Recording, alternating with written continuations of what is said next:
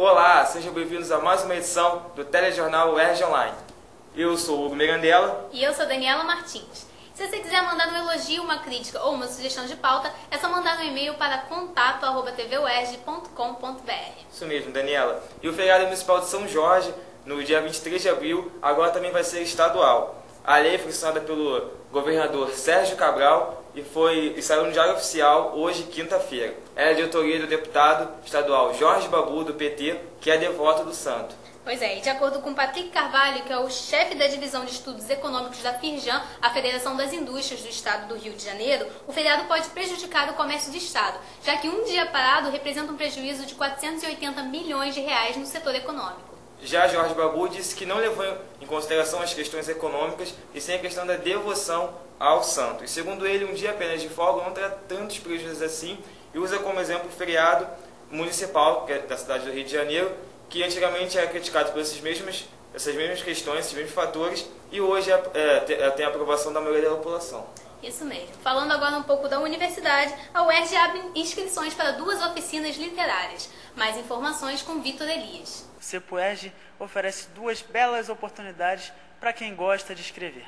A oficina Verso e Reverso, que além dos conteúdos de carpintaria literária e do acompanhamento da produção do participante, aborda o mercado editorial, as edições alternativas, com convidados, circuito acadêmico, eventos literários e publicações especializadas. As aulas serão ministradas pela professora Maria Consuelo Cunha.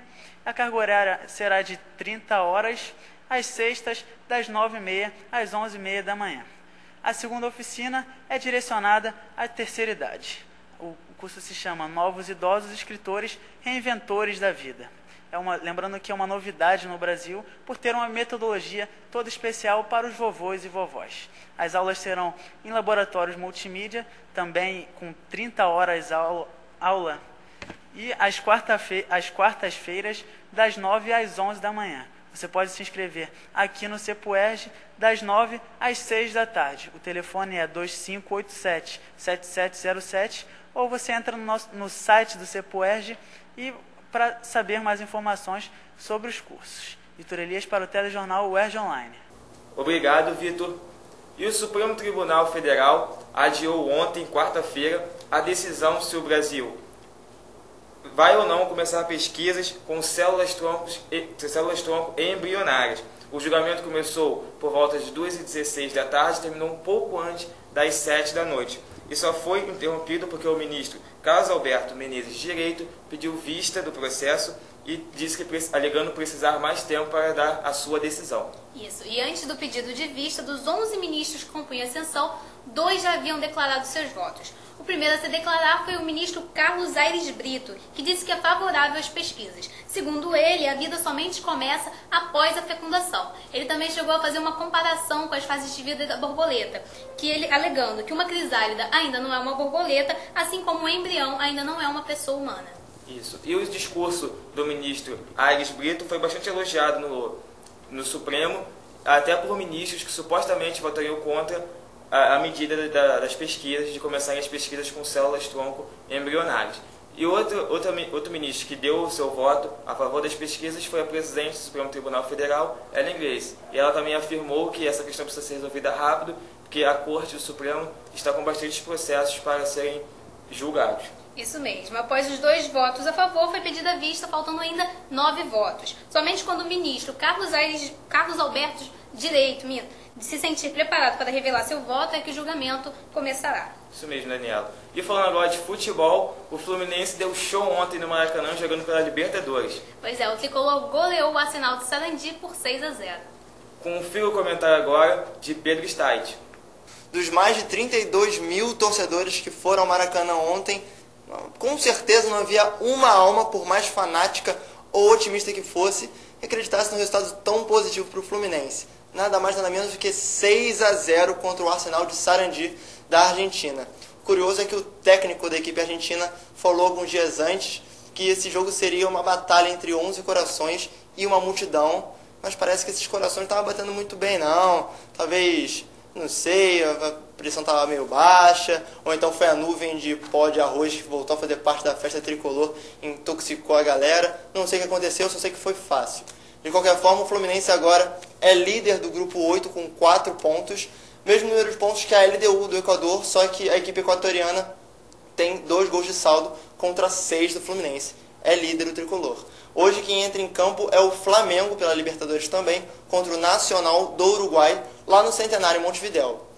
E se você quiser saber mais alguma informação sobre a rodada, sobre a Copa do Brasil, não perca a nossa irreverente mesa redonda do TV Oeste Esportes amanhã comigo, com Fábio Clotes e Luiz Portilho, excepcionalmente na sexta-feira por causa do jogo do Flamengo, mas a gente comenta tudo isso amanhã. E vamos às rapidinhas políticas. Em meio à crise diplomática entre Colômbia, Venezuela e Equador, o presidente da Venezuela, Hugo Chávez, declarou ontem que poderia nacionalizar algumas empresas colombianas de seu país. E o presidente do Senado, Garibaldi Alves, deverá fazer nesta quinta-feira a leitura dos nomes dos indicados para a CPI mista dos cartões. Segundo Garibaldi, ele está concluindo a consulta aos líderes partidários para permitir a leitura. O ministro do Planejamento, Paulo Bernardo, disse que não há possibilidade de voltar a pagar verbas de representação aos ministros, como havia sido discutido em reunião no Planalto. Disse também que o governo ainda está estudando o valor fixo das diárias que serão pagas, podendo estas variar entre R$ 400 e R$ 450, embora ainda não tenham sido definidas. E mais brasileiros foram impedidos de entrar na Espanha. Confira a matéria com Luiz Portilho. Na manhã da última quarta-feira, 30 brasileiros que partiram do Rio para Madrid, na Espanha, foram impedidos de ingressar no país europeu por não apresentar a documentação exigida. Descontente, o ministro interino das Relações Exteriores, Samuel Pinheiro Guimarães, se reuniu com o embaixador espanhol Ricardo Peiró para tratar do assunto. Peiró afirmou que vai cooperar com as autoridades brasileiras para que o caso não ocorra novamente. De qualquer maneira, o embaixador brasileiro em Madrid, José Viegas, vai manifestar junto à chancelaria espanhola todo o descontentamento brasileiro. Para entender melhor o assunto, a TV UERJ foi entrevistar o coordenador da especialização em Relações Internacionais da universidade, professor Williams Gonçalves. Professor, a Espanha é o país que mais deportou brasileiros no ano de 2007. Em fevereiro deste ano, uma estudante foi barrada no aeroporto de Madrid e ontem foram mais 30 brasileiros. Que política é essa adotada pelo governo espanhol com relação aos imigrantes? É a política de imigração da União Europeia. Uma política de imigração muito rigorosa, que procura filtrar ao máximo a chegada de estrangeiros à Europa. E essa política foi agravada após os atentados. Os atentados em 11 de setembro, os atentados em Londres e os atentados na própria Espanha. Naturalmente que a Espanha está sendo bastante rigorosa na aplicação dessa lei. Isso já aconteceu algum tempo atrás com Portugal, que também foi bastante rigoroso ao aplicar a lei. Naturalmente que compete ao Ministério das Relações Exteriores, especialmente ao seu serviço consular, né, tratar dessa questão e cuidar de maneira mais zelosa do direito dos cidadãos brasileiros de circular pelo mundo, de circular pela União Europeia. O Ministério das Relações Exteriores do Brasil, preocupado com a questão, admite estudar a implementação do princípio da reciprocidade. O senhor acha que o caminho é por aí? Eu penso que o Ministério das Relações Exteriores faz muito bem em aplicar o princípio da reciprocidade, porque os europeus não podem se esquecer que o Brasil foi um país aberto a imigrantes de todo o mundo. O Brasil foi um país aberto e é um país aberto a nacionais de toda a Europa. Quando esses nacionais fugiram da Europa com fome, quando precisavam de um abrigo, quando precisavam de um lugar para trabalhar e viver decentemente, encontraram o Brasil que os recebeu.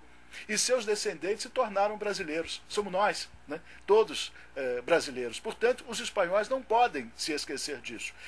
Compreendemos perfeitamente todos os problemas, todas as dificuldades que tem em relação ao terrorismo internacional. É justa a preocupação, mas não podem tratar os brasileiros dessa maneira. E o Itamaraty faz muito bem em aplicar o princípio da reciprocidade. Tudo bem, obrigado.